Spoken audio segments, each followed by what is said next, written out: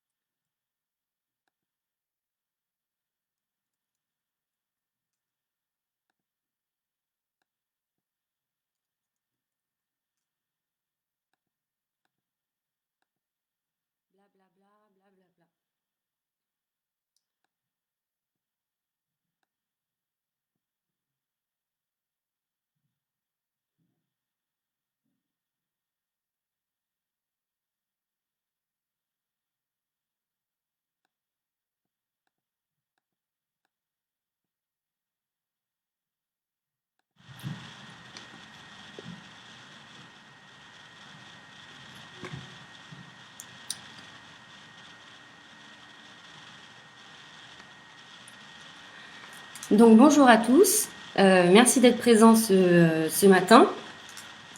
Donc on va commencer tout de suite avec notre presse.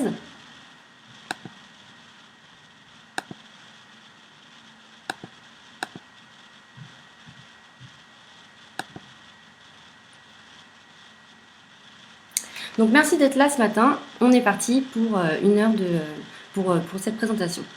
Donc déjà, j'imagine que vous devez vous demander de quoi est-ce que finalement on va parler ce matin. Il y en a certains qui ont reçu parmi nos clients des emails d'invitation à un bench, d'autres qui ont vu sur Facebook une grosse bouée. En fait, tout est parti du principe que chez Affinitas, les personnes qui connaissent le mieux ce dont elles ont besoin, ce sont nos clients. Et nous, en tant qu'agence, on arrive en soutien avec du savoir-faire évidemment, mais aussi avec des idées qu'on a obtenues de la veille, bien d'expérience. Et c'est justement ça qu'on est venu ce matin faire avec vous, c'est de venir partager une expérience qu'on a menée, surtout au niveau du canal digital. Pourquoi le canal digital en particulier? Parce que clairement, le print, on a une maîtrise clairement des rouages de ce canal-là. En revanche, en ce qui concerne le digital, on peut dire que l'histoire de la collecte sur ce canal-là, elle est en train de s'écrire.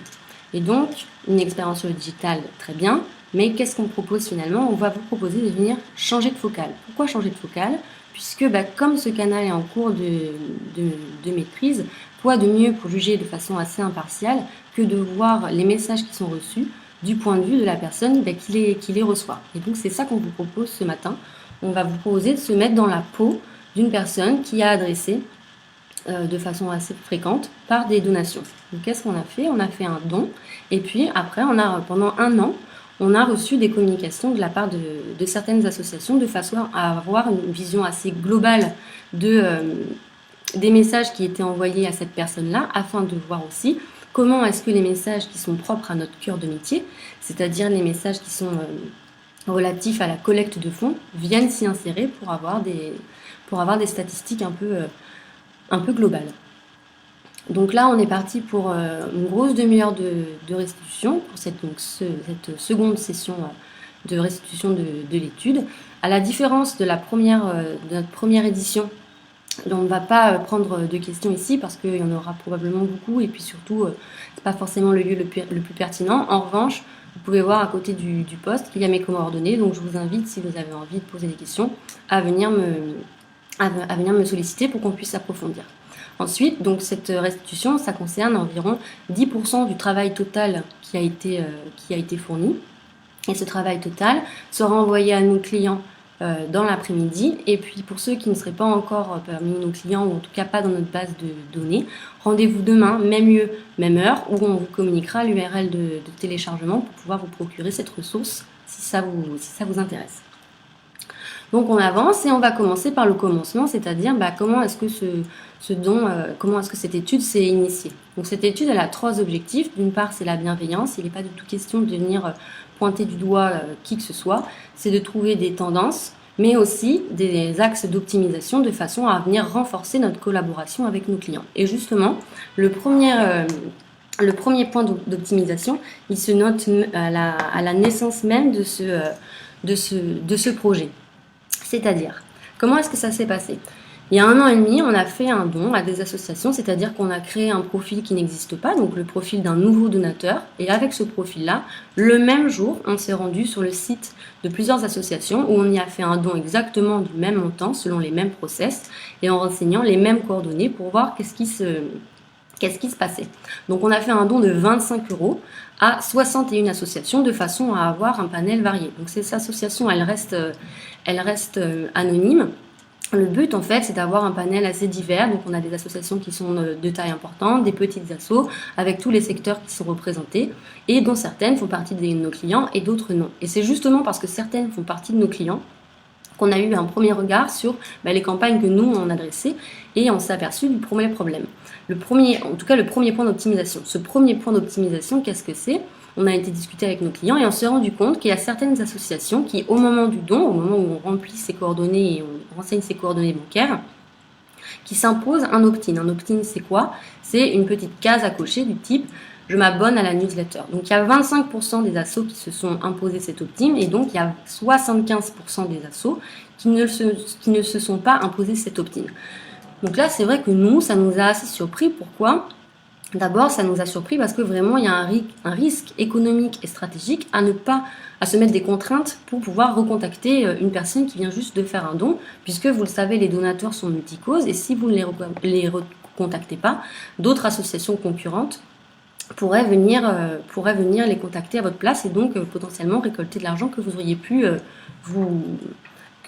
vous procurer. Et donc, et puis surtout, nous on l'a fait en tant que, nous on l'a fait, oui je sais. Et donc nous on l'a fait en plus en tant que professionnel du marketing, même si on s'est mis dans la peau de donateur lambda. Et nous c'est vrai qu'on l'a même pas vu cet opt-in. Donc d'une part il n'est pas bien valorisé, et puis surtout une personne qui vient renseigner ses coordonnées bancaires, elle sait aussi qu'elle va se faire recontacter par la suite. Donc on se doute bien que ça a été fait dans une volonté d'être conforme à la législation RGPD qui vient d'être nouvellement mise en place, mais justement cette législation fait bénéficier aux caritatifs d'exceptions et donc il est dommage de venir se restreindre à ce niveau-là, en tout cas pour l'instant. Donc quelles ont été les conséquences finalement de ces 25% qui se sont imposés un opt-in ?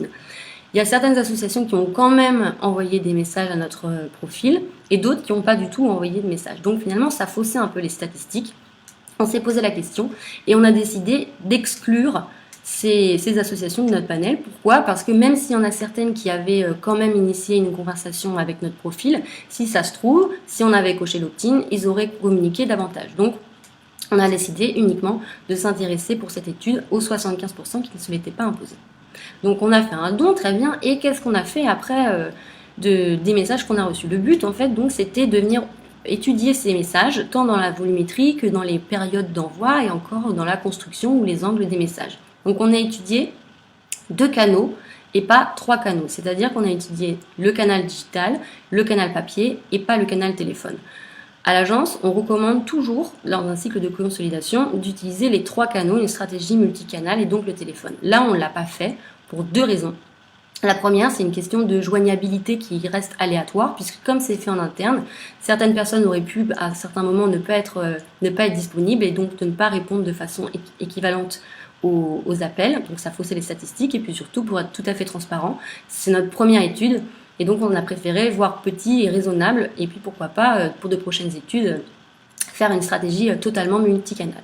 Donc, 2 canaux et 4 types de messages. C'est-à-dire, pour les messages papier, on a étudié les mailings comme les journaux ou les lettres d'information. Et pour le digital, les newsletters et les emails. Et on les a étudiés aussi bien dans les stratégies d'ouverture, c'est-à-dire pour le papier, est-ce qu'il y a des accroches, que dans la construction des messages, est-ce que les messages sont longs, est-ce qu'on fait des primes, est-ce qu'avec un journal de donateurs, on envoie aussi un mailing d'appel à dons.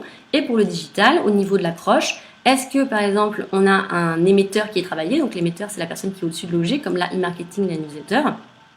Est-ce qu'on a un objet donc l'objet il est ici, donc là je passe mon curseur, donc l'objet est-ce qu'il est conforme aux bonnes pratiques, ou encore est-ce qu'on utilise un pré-header, donc le pré-header c'est le petit texte ici, sous l'objet qui vient le compléter et qui est visible avant même d'ouvrir le mail. Donc aussi bien les stratégies d'ouverture que que la construction des messages, puisqu'on a été regarder est-ce que ces messages digitaux, ils étaient construits avec un HTML, c'est-à-dire une créa templétée, ou bien en message simple uniquement avec du texte.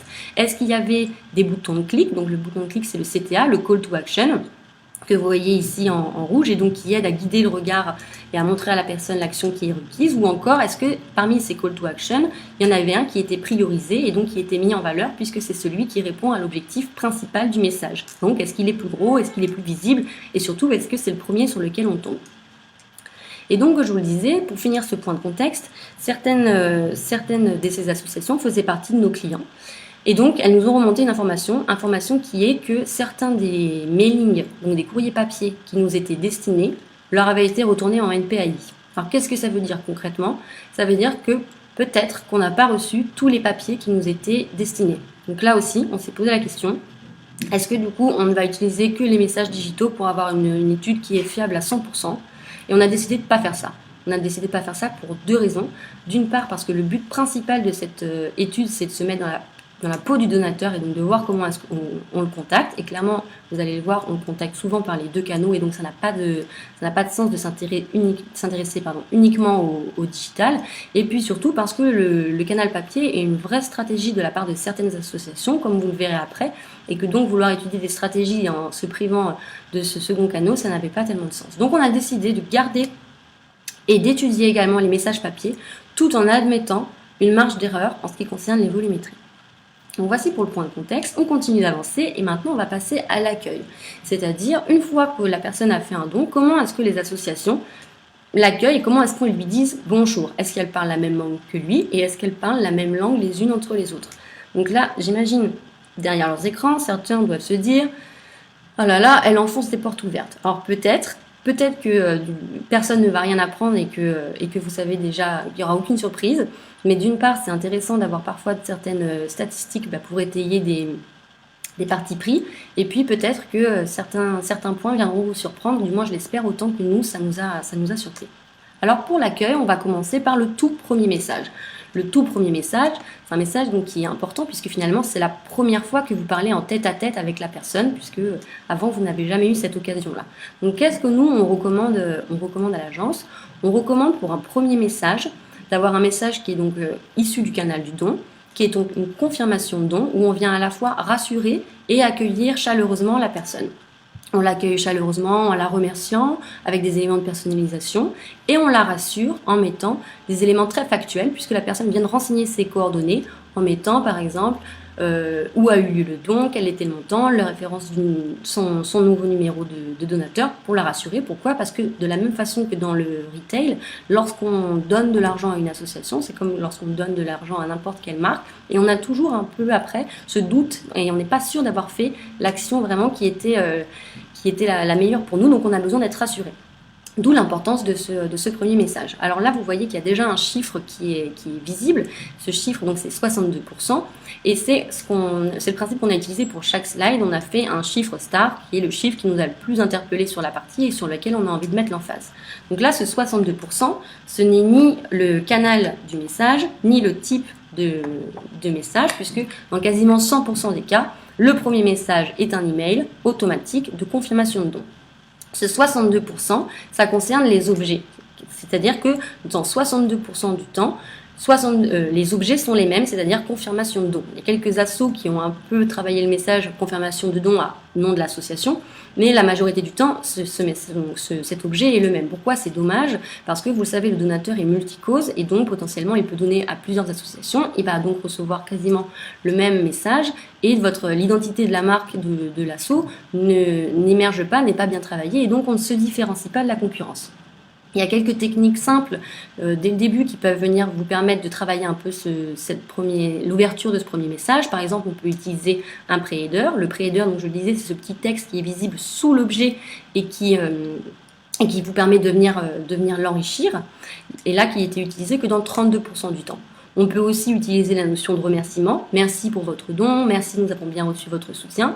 La notion de remerciement a été ici utilisée dans 23% du temps, donc clairement il y a un chemin, il y a une piste qui peut être exploitée. Ou encore, on peut venir utiliser le prénom de la personne.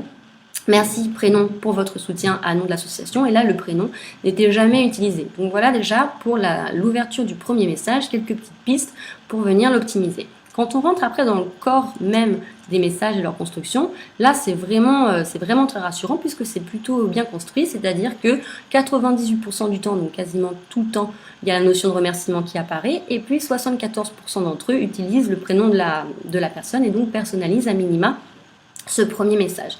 Le seul petit bémol, c'est la question de la signature. Pourquoi est-ce que la signature c'est important?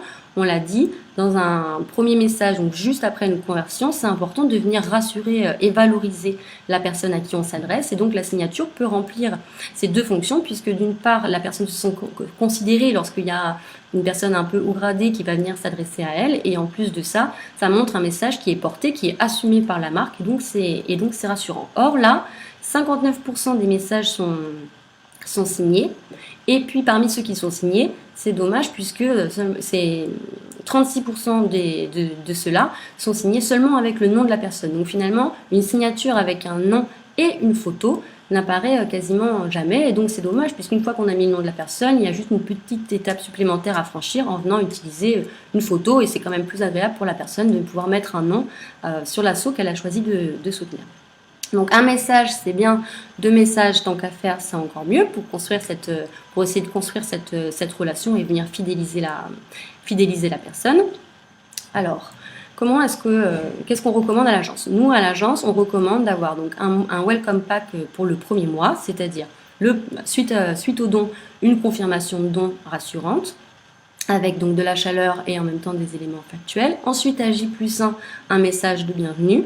La semaine suivante, la présentation par exemple de l'espace donateur. Et enfin, pourquoi pas, la présentation des réseaux sociaux. De façon à ce que lorsqu'on entame le second mois, la personne puisse commencer à recevoir ses newsletters. Ensuite, on amorce le financier uniquement avec le PA à M+4. Le financier dans sa totalité arrive à M+6 seulement pour lancer tranquillement la période de Noël, de la générosité et de la défiscalisation pour avoir cette idée de relation pérenne, une notion de rendez-vous où des messages sont ponctuellement envoyés. Alors, qu'est-ce qu'on note ici? Donc on note, soit on réécrit dès le lendemain si on peut se permettre un welcome pack. Si on n'a pas de welcome pack, on envoie sous 30 jours le deuxième message. Ici, en moyenne, le deuxième message, welcome pack ou pas welcome pack, il est reçu 53 jours plus tard, donc quasiment 2 mois après. Donc c'est quand même assez long. Après, ça reste une moyenne. C'est-à-dire que lorsqu'on regarde dans les extrêmes, on a des assos qui ont un welcome pack et donc qui réécrivent dès le lendemain. Et l'extrême inverse, c'est 291 jours plus tard. 291 jours, c'est 9 mois. Donc c'est quand même assez long et la personne, elle peut se sentir complètement oubliée. Et ce qui fait que le deuxième message, lorsqu'il arrive, il déstabilise un peu parce qu'on n'a pas l'habitude d'être sollicité par cette entité. De manière générale, on voit quand même, là j'ai pris volontairement des extrêmes, mais il y a quand même 15% des associations qui attendent 6 mois avant de recontacter la personne. Donc la personne, elle peut se sentir quand même un peu oubliée. Donc c'est un silence finalement qui est assez périlleux, puisqu'il n'y a pas du tout de pérennité et de stabilité dans la relation qui est tentée d'être initiée. Silence qui est d'autant plus périlleux lorsque ce deuxième message a pour trait un appel à don. Concrètement, qu'est-ce que ça donne pour la personne? Ça veut dire qu'il vous a fait un don, vous lui avez dit merci, et la deuxième chose qu'on lui demande, c'est de redonner de l'argent. Donc il peut se sentir un peu déstabilisé. Certains diront oui, mais on nous dit que plus on attend pour ressolliciter, et moins la sollicitation financière est efficace. C'est vrai aussi. Ce qu'on préconise, c'est pas d'attendre énormément avant de solliciter la personne, c'est simplement de venir ponctuer avec du relationnel de temps en temps pour pouvoir donner finalement plus de crédit au message d'appel à don et de construire une relation. Heureusement, ce n'était pas du tout la majorité du temps, puisque un deuxième message qui concerne l'appel à don, c'était seulement dans 23% du temps. Le reste du temps, c'était soit des messages administratifs, soit des messages de welcome pack ou encore des newsletters. Donc plutôt encourageant. Et donc ces seconds messages et les autres en général, comment est-ce qu'ils sont envoyés? Donc là, on se doute bien que c'est via le digital, puisque le canal de recrutement de notre nouveau donateur, on l'a dit, est issu du digital. Donc en effet, les messages digitaux représentent 87% du total de messages qu'on a reçus. Donc là, a priori, ça veut dire qu'on mixe les canaux, puisqu'il y a 13% des messages qui sont issus du print. Mais ça dépend vraiment du positionnement et puis des stratégies d'association. Et c'est là que ça peut être surprenant, puisque nous, ce qu'on recommande dans un cycle de consolidation, lorsqu'on a une personne qui est fragile et qu'il est important de fidéliser, c'est de l'adresser par une stratégie multicanale, par différents touchpoints, pour voir qu'est-ce qui l'intéresse, comment elle réagit et venir petit à petit catégoriser son comportement de façon à l'intégrer à X segments selon la segmentation de l'association. Or là, on note que par exemple, il y a 23% des assos qui ont décidé d'adresser ce donateur digital uniquement par le digital. Donc, première chose un petit peu surprenante. Et la deuxième chose surprenante, c'est parmi les associations qui mixent les canaux, donc qui utilisent aussi bien le canal papier que le canal digital, il y en a certaines, 22% quand même, donc presque un quart, qui privilégient le canal papier. Et donc là, c'était interpellant pour 2 raisons. D'une part, parce que c'est le canal qui n'est pas celui du don. Et en plus de ça, parce que vous le savez, c'est un canal qui est beaucoup plus onéreux que le canal digital. Donc, premier assez gros point de surprise. Et ensuite, si on continue, donc on voit, voilà, dans l'année, comment, grosso modo, est-ce que ça s'est passé, mais est-ce que, en termes, on parlait tout à l'heure de relation, est-ce qu'il y a une relation qui est posée? Donc nous, ce qu'on préconise chez Adfinitas, c'est d'envoyer un message tous les 15 jours, donc 2 messages par mois. D'une part, parce que Ça correspond à ce que les Français, il y a plusieurs études qui sont sorties là-dessus et qui disent que c'est à peu près le total de messages qu'ils sont prêts à recevoir par mois d'une marque. Et en plus de ça, puisque en ayant une certaine fréquence, il y a vraiment cette notion de rendez-vous qui est mise en place, et donc la personne peut avoir des attentes et peut voir que l'association essaie de la tenir informée et de discuter fréquemment avec elle. Donc là, quand on regarde dans les chiffres, c'est plutôt encourageant, puisque en moyenne, on reçoit en moyenne comme en médiane d'ailleurs, on reçoit un message tous les 15 jours. Là encore, ça dépend vraiment des stratégies des associations. Pourquoi? Parce que dans les extrêmes, on a eu des associations qui ont envoyé 2 messages dans l'année seulement. Donc là, on peut quasiment parler de négation de la relation. Quand d'autres, on a envoyé pratiquement 80. 80, concrètement, qu'est-ce que ça signifie? Ça signifie plus d'1,5 message par semaine, donc un rythme qui est très très soutenu. Alors évidemment, j'ai pris un extrême pour illustrer, mais de manière générale, on a quand même 13% des associations qui choisissent le rythme hebdomadaire, et donc un rythme qui est plutôt soutenu. Donc ça, c'est pour la vision sur l'année. Mais est-ce qu'il y a des périodes, tout le monde se l'est demandé, tout le monde avait sa petite idée, mais il fallait quand même vérifier, est-ce qu'il y a une période où on communique plus? Donc là, tout le monde doit se marrer. Évidemment, on communique plus à Noël. On communique plus en décembre, c'est-à-dire que le mois de décembre concentre 20% des messages, 30% même pour certains secteurs. Donc là, je ne vais pas rentrer dans le détail pour cette présentation-là, je ne vais pas rentrer dans le détail de secteur par secteur, parce que ça serait beaucoup trop long. En revanche, cette distinction, elle est faite dans l'étude, donc vous pourrez télécharger par la suite. Donc 20% des messages, quand on se place du point de vue du récepteur, c'est quand même beaucoup. Pourquoi? Parce que d'une part, l'association se met à discuter énormément au mois de décembre, alors que 20%, ça veut dire qu'elle l'a pas tellement fait avant. Comme il est multicause, il reçoit aussi beaucoup d'autres messages de la part d'autres associations, il est assez assailli, et puis de manière générale, toutes les marques sont assez présentes sur le mois de décembre, donc on peut presque parler de cacophonie, et donc c'est difficile finalement pour une marque d'émerger. Alors là, tout le monde va dire, bah oui, mais en même temps, vous le savez, décembre, c'est une période clé, parce que d'une part, les gens sont plus généreux, parce que c'est le moment où on prépare la défiscalisation, et puis surtout, c'est aussi le moment où nos emails sont plus rentables. Là-dessus, tout le monde est d'accord, et on ne dit pas qu'il faut moins communiquer en décembre. Avant d'étayer mon point suivant, je vous propose de regarder le graphique suivant, qui montre en fait la répartition des réceptions de messages dans l'année. Vous voyez bien le mois de décembre avec cette pointe, mais surtout, ce que vous voyez, c'est que de mars à août, donc 6 mois, c'est-à-dire la moitié de l'année, on a une moyenne qui s'échelonne entre 4 à 6% des messages. Donc en fait, pendant la moitié de l'année, on discute pas du tout avec la personne. Et ce que nous, finalement, on recommande, c'est que pendant ces moments-là, de venir davantage discuter avec la personne sans la solliciter, mais pour créer cette relation de façon à, in fine, lorsque vous amorcez le financier et la sollicitation de la fin d'année, donner plus de crédit à vos appels à dons pour qu'ils soient plus efficaces, parce que la personne est habituée à être sollicitée par vous et elle sent que c'est un message important, et donc ça donne plus de crédit à vos messages de collecte. Il y a différentes manières de venir faire ça. On peut faire donc ce qu'on présentait tout à l'heure sur le Welcome Pack. On peut aussi donner des exemples de dons, des retours de mission, des remerciements d'un haut placé. Il y a plein de choses à mettre en place. Et là, je fais un tout petit détour par le digital, puisque parfois à l'agence, il y a des clients qui nous demandent est-ce qu'il y a un moment qui est le mieux pour venir envoyer des emails ou des newsletters? Est-ce qu'il y a un jour? Est-ce qu'il y a une heure? La réponse de base, c'est non. Pourquoi? Parce que, en fait, c'est à vous de trouver le message qui correspond le mieux à vos sujets et à vos cibles, en faisant des A/B tests. Là aussi, dans l'étude, on explique comment faire des A/B tests. Pourquoi? Je vais donner un petit exemple qu'on nous a donné il n'y a pas longtemps qui permet vraiment de comprendre ce que je suis en train de raconter.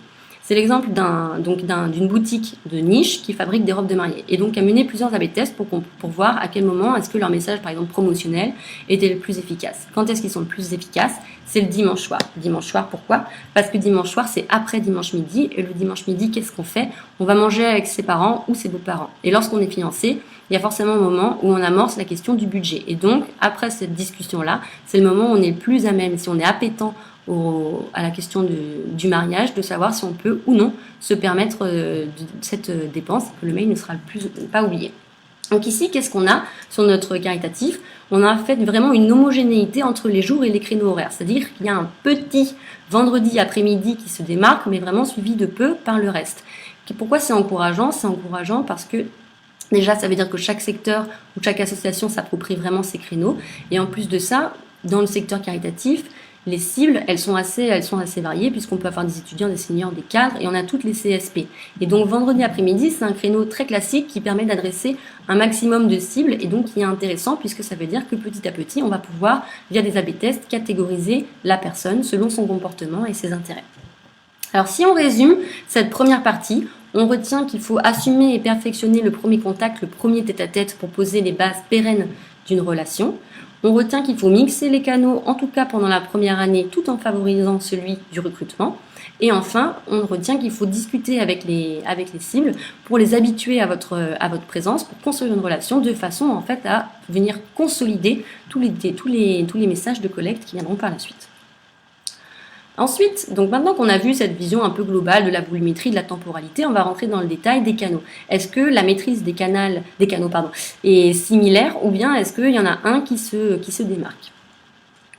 Ce qu'on note déjà, c'est que en ce qui concerne le faire ouvrir, donc les stratégies d'ouverture, on a des maîtrises qui sont assez similaires, donc c'est assez encourageant. Sur le papier, on recommande d'avoir une accroche sur l'enveloppe et une accroche sur la lettre parce que ça va venir booster les chances d'être lu. Donc en termes d'accroche, il n'y a pas forcément de recommandations très particulières, ça dépend vraiment du sujet du mailing. Ça peut être une phrase stock, un testimonial. En tout cas, c'est important de l'ouvrir et 92% des associations l'utilisent ponctuellement. Donc on voit bien que l'intérêt de la technique est perçu et en plus de ça, il est maintenu puisque 67% des assos l'utilisent toujours et que 80% des mailings papier en comportent une. Donc vraiment, on voit que c'est une technique qui est perçue et dont l'usage est maintenu. Et de plus de ça, on voit que dans seulement 2% des cas, l'accroche de l'enveloppe est en doublon avec l'accroche du papier. Pourquoi est-ce que c'est encourageant? C'est encourageant pour deux raisons. D'abord parce que il y a deux configurations.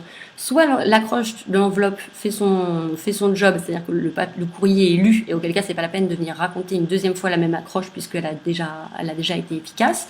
Soit l'accroche de l'enveloppe ne fait pas son boulot et le courrier n'est pas lu et auquel cas ça sert à rien de venir mettre sur un papier une accroche qui ne fonctionne pas. Donc ça c'est pour notre papier et donc c'est plutôt encourageant. En ce qui concerne le digital, là on a plusieurs bonnes pratiques. La première étant d'avoir des objets qui sont inférieurs à 45 caractères espace compris. Pourquoi? De façon à être lus même sur le mobile. Et là ce qu'on voit c'est que on a une moyenne générale de 46 caractères sur l'ensemble des emails, donc très encourageant. Et en plus de ça, quand on regarde dans le détail de ce qui est fait association par association, on voit qu'il y en a 68% qui ont une moyenne d'objets égale ou inférieure à 45 caractères, donc vraiment très encourageant. En revanche, ce qu'on note, c'est que 21% des associations n'utilisent encore jamais de pré-header. Pourquoi est-ce que c'est dommage? Parce que le pré-header, on le disait, c'est un petit texte sous votre objet qui, s'il est bien fait, permet de compléter le message et donc d'augmenter les chances d'être lu. Donc 21% qui l'usent jamais. Et parmi celles qui l'utilisent, donc soit quasiment 80%, donc on voit quand même que certaines voient l'utilité, mais ils ne la systématisent pas du tout, puisque 9% seulement des assos l'utilisent tout le temps. Donc on commence à voir finalement que de légères différences commencent à poindre. Si on regarde maintenant dans la construction même des corps des messages, est-ce qu'on continue de voir des similitudes ou bien est-ce qu'on voit que les ratios se creusent? Donc là, le chiffre star qu'on a décidé de mettre en avant, c'est 84 contre 49. Qu'est-ce que c'est? Ça concerne la personnalisation. Pourquoi la personnalisation c'est important? Parce que la personnalisation, il y a beaucoup d'études qui sont sorties et qui permettent de constater que ça booste toutes les performances, l'ouverture, les taux de clics et que là finalement on a 84% des mailings qui sont personnalisés contre seulement même pas la moitié des emails.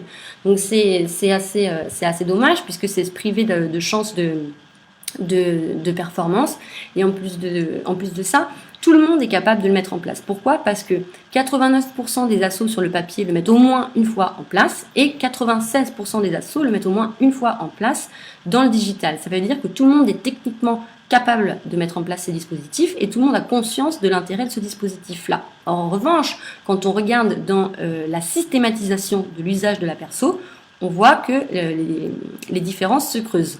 C'est-à-dire que 58% des assos utilisent toujours la personnalisation sur le papier contre seulement 11% des assos sur le digital. Donc on retrouve cette idée de usage perçu mais non maintenu lorsqu'on arrive sur le canal digital. De la même manière, en ce qui concerne la signature, donc la signature, on l'a dit tout à l'heure, c'est important parce que ça vient rassurer et valoriser la personne, donc doublement intéressant dans un cycle de consolidation. Or là, on voit que 97% des mailings sont signés, donc quasiment la totalité, contre une plus petite moitié des emails qui sont signés. C'est dommage parce que ça amène finalement un côté un peu industriel et froid qui est l'inverse de ce qu'on recherche dans un cycle de conso. Et là encore, on voit que l'usage est perçu puisque chacun ponctuellement utilise au moins une fois la signature. 100% des mailings, 100% des assos utilisent au moins une fois la signature sur le papier et 89% des assos l'utilisent au moins une fois sur le digital. Donc tout le monde est conscient de l'intérêt de cette démarche. En revanche, dans la systématisation, quasiment 90% des assos signent toujours leur papier contre seulement 8% des assos qui signent toujours leur communication digitale. Et justement, donc le digital, on continue et on avance sur comment est-ce que sont construits ces messages issus du canal de recrutement. Donc comment sont construits les messages digitaux. Premier chiffre très encourageant, seulement 3% des emails requéraient plus d'un clic. Pourquoi est-ce que c'est important d'avoir seulement un clic? Parce que entre le moment où la personne reçoit un email et qu'on lui suggère de faire une action et qu'elle clique, plus il y a de clics requis pour arriver à l'action requise et plus la personne risque de se lasser. Donc là, 3%, c'est un chiffre très encourageant. Le deuxième chiffre sur lequel je vous propose de se pencher ici, c'est 17%. 17% des assos n'utilisent jamais l'HTML. Donc, un message qui n'est pas en HTML, c'est un message texte, comme celui que vous pouvez vous envoyer entre amis ou entre collègues. Quand on a de l'HTML, ça veut dire que c'est un email qui est passé en créa, templaté ou non. En tout cas, qui est issu d'une créa. On ne dit pas qu'il faut l'utiliser tout le temps. Parfois, ça a vraiment du sens de faire un message texte parce que ça peut donner à la personne l'impression d'être considérée et que quelqu'un a écrit un message juste pour lui. Ça peut être pertinent, par exemple, lors de la confirmation de don ou lorsqu'on l'invite à un événement en petit comité. Par contre, ne jamais l'utiliser, ça peut finir par finalement donner un effet de manque de sérieux qui est l'effet absolument opposé de celui qu'on recherche. Et d'ailleurs, c'est même pas le cas. Donc, c'est un peu dommage. Dans le même sens, un petit peu dommage, on a 19% des assos qui n'utilisent jamais de CTA principal. Le CTA principal, on l'a dit tout à l'heure, donc les CTA, c'est les boutons de clic ici, et le CTA principal, c'est celui qui correspond au but premier du message, et donc un message, un objectif, et donc c'est bien de différencier cet objectif-là en l'ayant graphiquement plus gros, mieux visible, et puis surtout en premier. Donc 19%, c'est un peu dommage. Et enfin, ici, ce qu'on note sur les messages digitaux, c'est que 62% des associations n'envoient pas la totalité de leur e-newsletter.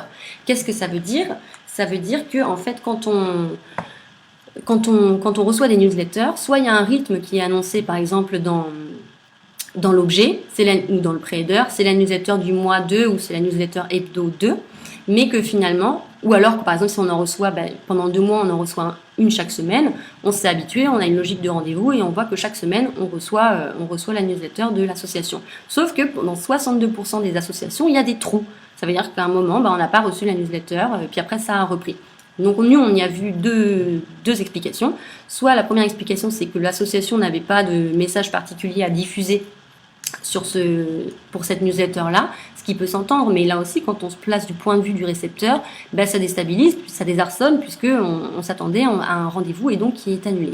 Ou alors, ça peut être une question de délivrabilité, ça veut dire que pour X raisons, le message n'a pas du tout été envoyé ou bien a été envoyé dans la boîte de spam et donc là c'est dommage puisque personne ne pourra lire le message et auquel cas je vous suggère de vous rapprocher de votre agence ou bien même de nous pour comprendre d'où vient ce problème-là.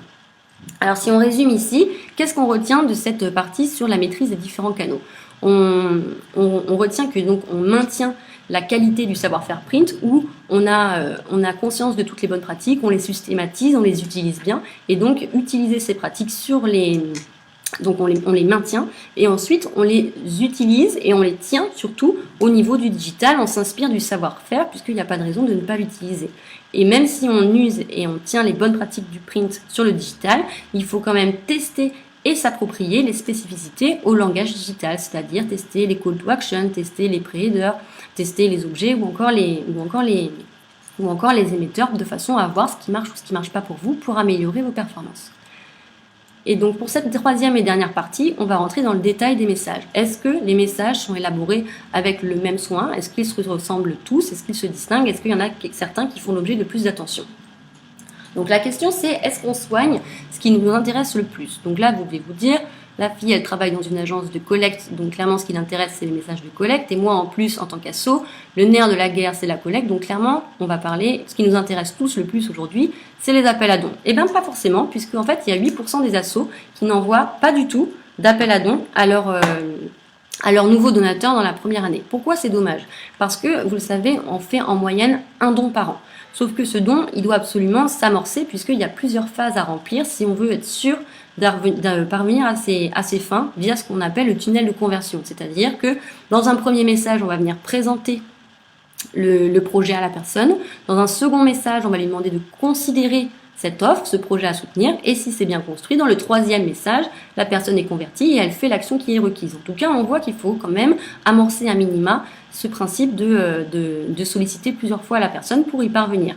Et c'est d'autant plus dommage puisque, comme on le disait, ces donateurs sont multicauses et donc d'autres associations pourront le faire à la place d'elles et donc collecter l'argent qu'elles auraient peut-être pu récupérer.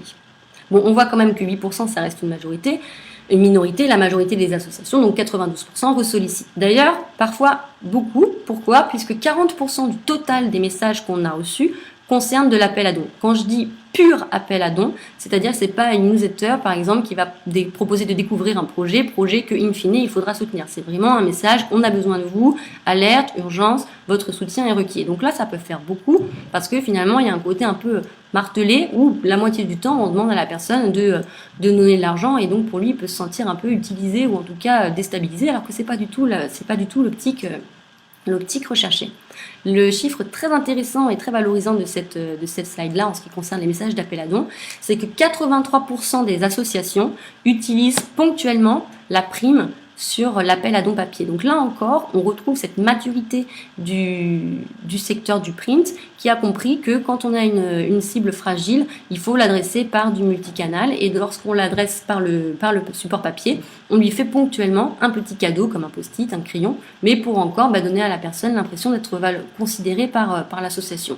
Donc certaines sont un petit peu extrêmes, puisqu'il y en a 27% qui envoient toujours une prime avec leur mailing d'appel à dons. Donc là c'est beaucoup parce que déjà c'est un coût financier et en plus de ça la personne vient du digital, donc c'est pas forcément pertinent, mais en tout cas ce 83% est très encourageant. Et le dernier chiffre de cette slide c'est 43. On note plus 43% de CTA principaux sur les appels à dons. Qu'est-ce que je veux dire par là ? Je veux dire que si on regarde la totalité des emails, dans 51% du temps, on a un CTA principal. Quand on regarde que les emails d'appel à dons, on a 78% de CTA principal. Donc ça veut dire concrètement que lorsqu'on fait un mailing qui est important, qui a de l'enjeu, on va venir systématiser beaucoup plus les bonnes pratiques. Donc c'est bien pour les messages d'appel à dons, mais là encore, quand on se place du point de vue du récepteur et donc de la cohérence des messages et de l'identité de la marque, c'est un peu déstabilisant puisque les messages qui sont peut-être moins construits s'ils ont moins d'importance. Donc on voit que la question de la conversion, elle a vraiment de l'importance. C'est vrai, c'est le nerf de la guerre. Mais convertir, oui, mais à quel prix ? À quel prix ? C'est-à-dire d'une part le prix financier, puisque tout ça a un coût, mais aussi au prix de la relation qu'on cherche à instaurer avec la personne.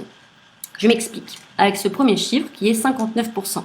C'est-à-dire que dans 59% des emails d'appel à dons, il y a exactement le même CTA. C'est-à-dire je fais un don ou parfois faire un don. Donc ça veut dire que la personne, elle reçoit des emails de la part, il est multicause, donc il reçoit des emails de la part de plusieurs assos où finalement l'identité de la marque, elle émerge pas du tout, on se distingue pas de ses concurrents. Et puis surtout, en fait, à force d'avoir tout le temps le même CTA, il peut perdre en efficacité, il peut même venir lasser finalement la personne puisqu'il est martelé. Donc attention à venir un peu travailler son CTA avec par exemple je soutiens le projet ou j'interpelle telle personne de façon à venir vraiment construire votre identité et se distinguer de la concurrence. Dans la même veine de ce CTA je fais un don, on voit que dans 50% des CTA principaux, donc soit le principal, soit le premier sur lequel on tombe des newsletters et un CTA d'appel à don. Je fais un don. Donc là, pareil, c'est assez dommage puisque finalement, la newsletter, c'est un outil de découverte et c'est un peu abrupt tout de suite lorsqu'on parle d'un projet que la personne n'a même pas découvert, de lui proposer de le soutenir. Il est plus pertinent de proposer à la personne de découvrir et puis ensuite, une fois qu'elle est arrivée sur la page du projet, sur votre site par exemple, et qu'elle a découvert le projet, là, lui proposer de soutenir ce projet-là. Et enfin, toujours dans cette question du CTA sur lequel il faut faire attention pour remplir son objectif de conversion, oui, mais sans finalement perdre l'objectif recherché, on a 9% des CTA de pétition qui appellent au don. Et là, finalement, on lui fait perdre toute crédibilité, toute pertinence à ce CTA, puisque le but d'une pétition, c'est de venir signer, c'est pas de faire perdre un nom. Donc c'est assez dommage finalement puisque sur du long terme, on pourrait perdre l'objectif de conversion alors qu'on s'est donné beaucoup de mal pour y parvenir. Et le tout dernier chiffre de cette présentation sur laquelle je vous propose de vous pencher, c'est 60% des associations qui n'envoient pas de vœux.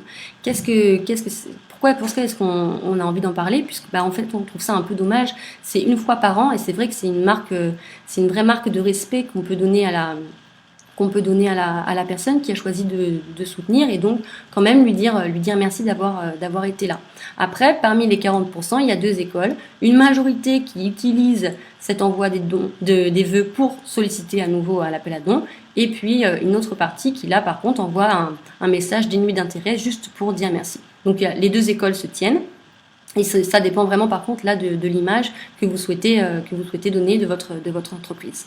Donc si je résume cette dernière partie, on retient qu'il faut absolument consolider la première année d'une cible fragile par une stratégie multicanale et surtout anticiper et doser la sollicitation de façon finalement à venir la renforcer, à lui donner plus de crédit. Et comment faire ça? En valorisant et en dissociant des messages qui sont différents pour ne pas être tout le temps dans la sollicitation financière.